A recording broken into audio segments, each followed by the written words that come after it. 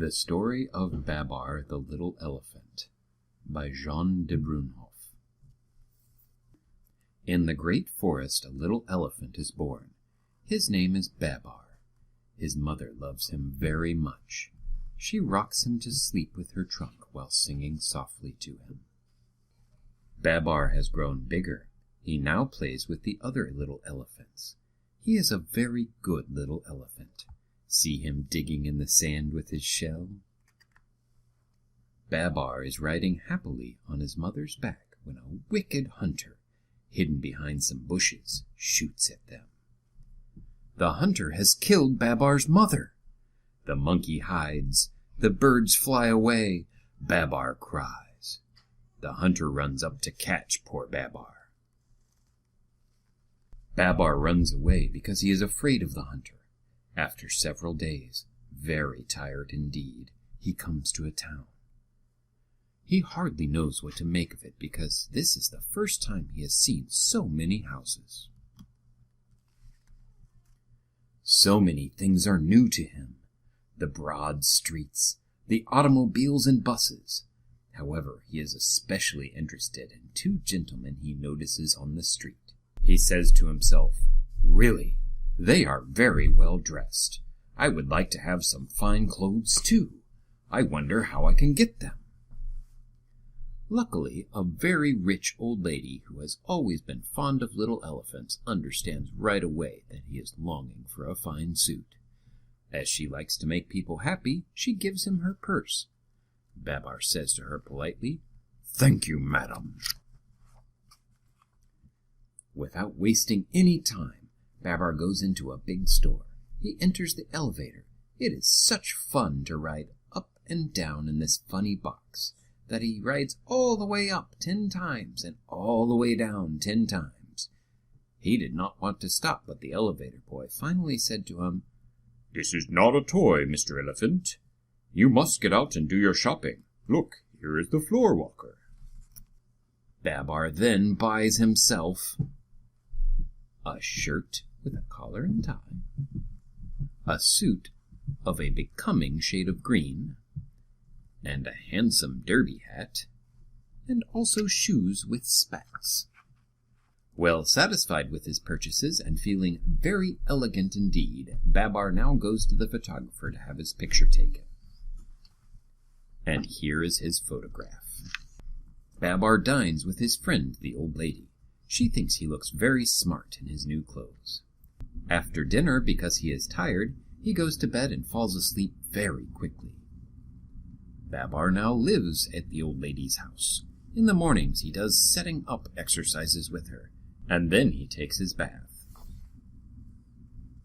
He goes out for an automobile ride every day. The old lady has given him the car. She gives him whatever he wants. A learned professor gives him lessons. Babar pays attention and does well in his work. He is a good pupil and makes rapid progress. In the evening, after dinner, he tells the old lady's friends about his life in the great forest. However, Babar is not quite happy, for he misses playing in the great forest with his little cousins and his friends, the monkeys. He often stands at the window, thinking sadly of his childhood, and cries when he remembers his mother. 2 years have passed. One day during his walk he sees 2 little elephants coming towards him. They have no clothes on. "Why," he says in astonishment to the old lady, "it's Arthur and Celeste, my little cousins." Babar kisses them affectionately and hurries off with them to buy some fine clothes.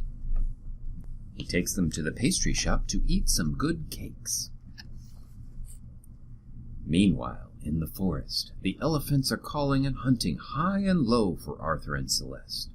Their mothers are worried. Fortunately, in flying over the town, an old marabou bird has seen them and comes back quickly to tell the news. The mothers of Arthur and Celeste have come to the town to fetch them. They are very happy to have them back, but they scold them just the same because they ran away. Babar makes up his mind to go back with Arthur and Celeste and their mothers to see the great forest again. The old lady helps him pack his trunk. They are all ready to start. Babar kisses the old lady goodbye. He would be quite happy to go if it were not for leaving her. He promises to come back someday. He will never forget her. They have gone. There is no room in the car for the mothers, so they run behind and lift up their trunks to avoid breathing the dust. The old lady is left alone.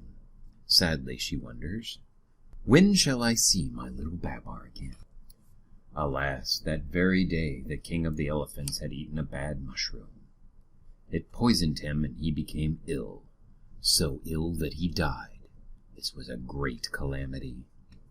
After the funeral, the 3 oldest elephants were holding a meeting to choose the new king.